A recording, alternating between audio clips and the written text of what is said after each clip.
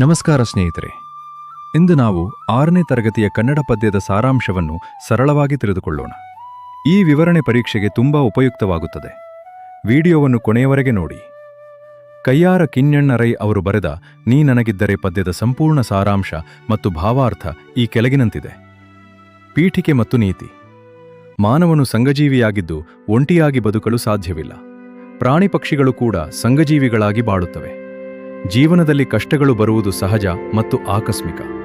ಯಾರಾದರೂ ಕಷ್ಟದಲ್ಲಿದ್ದಾಗ ಅವರನ್ನು ನೋಡಿ ಸಂತೋಷ ಪಡದೆ ನಮಗೆ ಸಾಧ್ಯವಾದಷ್ಟು ಸಹಾಯ ಮಾಡಬೇಕು ಎಂಬುದು ಈ ಪದ್ಯದ ಆಶಯ ಮತ್ತು ನೀತಿಯಾಗಿದೆ.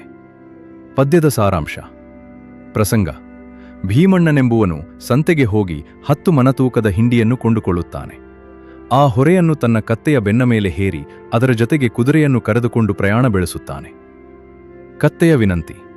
ಅತಿಯಾದ ಭಾರದಿಂದ ಕತ್ತೆಯು ಕಷ್ಟಪಡುತ್ತಾ, ಓ ಗೆಳೆಯನೆ, ದಯವಿಟ್ಟು ಈ ಹೊರೆಯಲ್ಲಿ ಅರ್ಧದಷ್ಟನ್ನು ನೀನು ಹೊತ್ತು ನನಗೆ ಸಹಾಯ ಮಾಡು ಎಂದು ಕುದುರೆಯನ್ನು ಬೇಡಿಕೊಳ್ಳುತ್ತದೆ.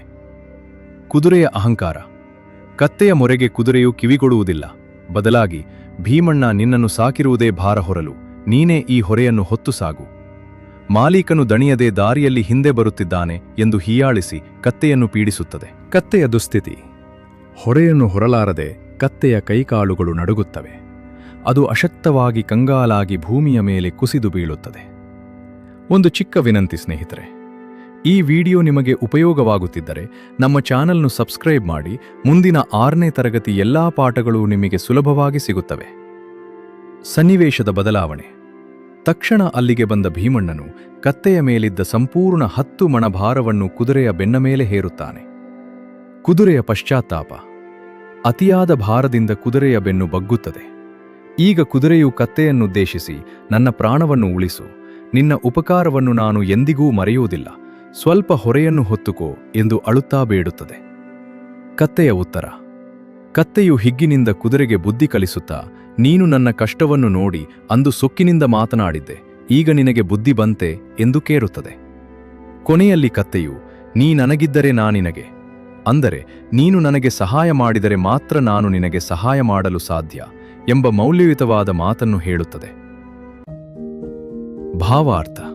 ಯಾರೂ ಯಾವಾಗಲೂ ಸುಖವಾಗಿರುವುದಿಲ್ಲ. ಒಬ್ಬರ ಕಷ್ಟದ ಸಮಯದಲ್ಲಿ ನಾವು ಅವರಿಗೆ ಹೆಗಲಾಗಬೇಕು.